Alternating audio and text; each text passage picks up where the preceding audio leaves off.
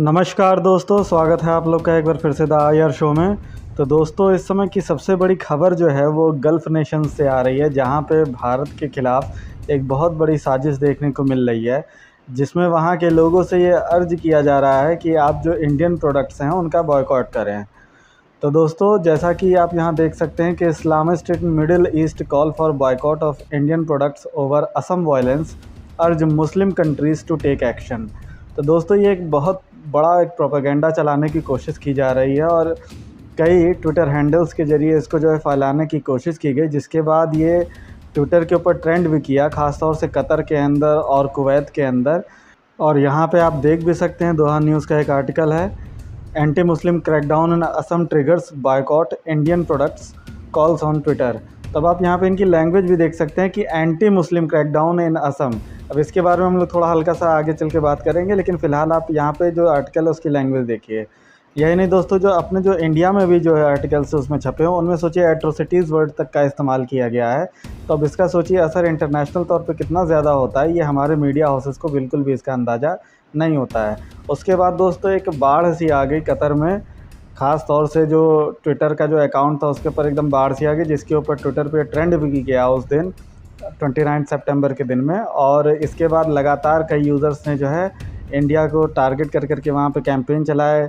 यहाँ देख रहे हैं, यहाँ एक यूज़र का है कि this is second time Arab world is calling for boycott of a certain country after France.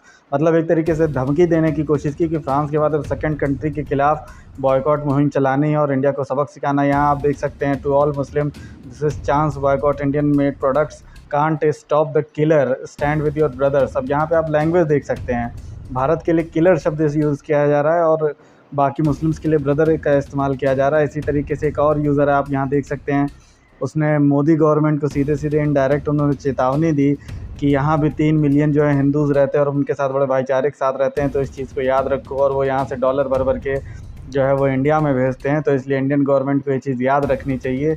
मतलब आप इनकी लैंग्वेजेस देख के आप अच्छे से समझ सकते हैं कि इनका मोटो क्या है। यहाँ एक यूज़र है, उसने सोचिए साफ साफ यहाँ मोदी गवर्नमेंट को कहा कि killing of Muslims is stop. मतलब वहाँ वो साफ साफ कह रहे हैं कि उनकी जो किलिंग्स है मुस्लिम की, उनको स्टॉप किया जाए। यानी भारत में जो है वो मुस्लिमों की किलिंग होती है, इनका यहाँ पे ये कहना है। एक यूज़र यहाँ पे आप देख सकते हैं कि ये हिंदू फासिस्ट यहाँ पे कह रहे हैं, और हिंदू गवर्नमेंट यहाँ पे इन्होंने सीधे सीधे जो है इन्होंने यूज़ किया है।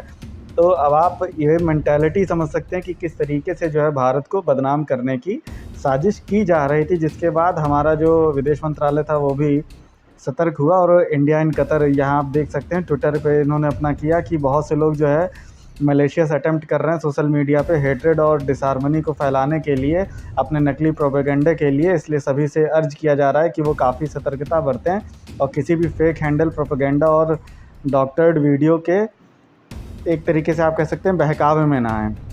इसीलिए उन्होंने कहा कि सभी इंडियन नेशनल्स को ये एडवाइस किया जाता है कि वो यूनिटी और हार्मनी को मेंटेन करके चलें। तो यहाँ पे इंडिया का जो कतर में जो इनका जो फॉरेन ऑफिस है, उसने भी यहाँ पे अपना ट्विटर से किया। यहाँ आप देख सकते हैं 28 सितंबर का इनका ट्वीट है। अब दोस्तों, अब इन सब चीज़ों के कारण क्या हैं, अगर इन कारणों के ऊपर अगर बात किया जाए तो देखिए, पहले आप जान सकते हैं कि भारत की जो इस समय इकनॉमी है वो काफ़ी अच्छी कंडीशन में चल रही है और भारत के जो संबंध है तमाम गल्फ़ कंट्रीज़ के साथ अच्छे हैं, विशेष तौर से यूएई के साथ। इसके बाद में तो भारत के जो अब इकॉनमी है वो भी काफ़ी अच्छे से बूस्ट कर रही है कोविड-19 के बाद में, और विश्व में सबसे तेज़ी से बढ़ने वाली इकॉनमी को जो है इसके जो है अब प्रेडिक्शन भी हो गई है। और बड़ी-बड़ी जो आपकी क्रेडिट रेटिंग एजेंसीज़ हैं, उन्होंने दावा किया है कि भारत आगे चल के उसकी इकनॉमिक ग्रोथ जो है वो सबसे तेज़ होगी।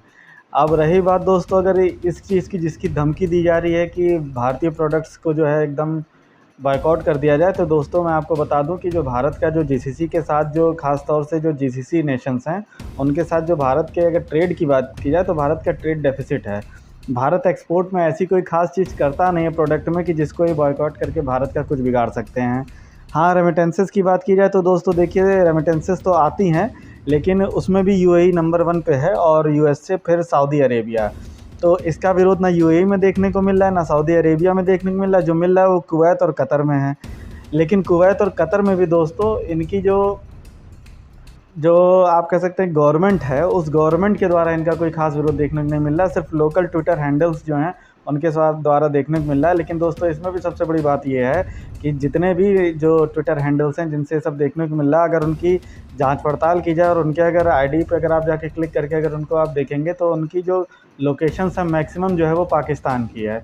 तो ये पूरा जो प्रोपेगेंडा फैलाया हुआ है ये पाकिस्तान का है, क्योंकि भारत की जो साख है वो अरब नेशंस में ख़ासतौर से सऊदी और यूएई में बहुत तेज़ी से बढ़ रही है। और यूएई का भारत सेकंड सबसे बड़ा ट्रेडिंग पार्टनर हो चुका है चाइना के बाद, और 72% की इंक्रीज़ से भारत का जो ट्रेडिंग है वो बढ़ रही है यूएई के साथ। तो इन्हीं सब चीज़ों को देखते हुए पाकिस्तान जो है वो बेसिकली इसी में लगा रहता है, क्योंकि इस कदर जो है वो भारत को बदनाम किया जाए और भारत की इमेज को स्पॉयल किया जाए, ताकि जो है भारत जो अपनी पोजीशन को जो मजबूत करता जा रहा है उसको नुकसान पहुंचाया जा सके।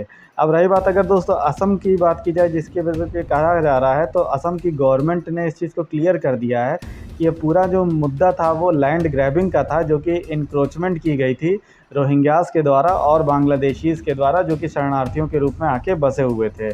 तो इस चीज़ को असम सरकार पहले ही क्लियर कर चुकी है, लेकिन इसको जो है रिलीजन बेस्ड जोड़ के दिखाया गया, जबकि सरकार ने इस चीज़ से पूरी तरह इनकार किया।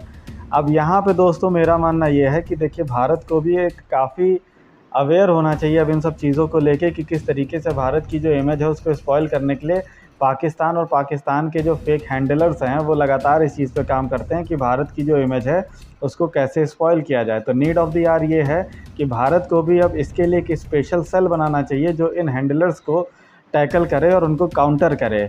बाकी दोस्तों अब आप लोग की क्या इस पूरे विषय पे राय है, आप लोग अपनी राय जो है वो कमेंट बॉक्स में ज़रूर लिखें, और वीडियो को ज़्यादा से ज़्यादा दूसरों के साथ शेयर करें, लाइक करें, और जिन्होंने चैनल को सब्सक्राइब ना किया हो प्लीज़ सब्सक्राइब करें। थैंक यू दोस्तों, thank you for watching the video. जय हिंद, जय भारत।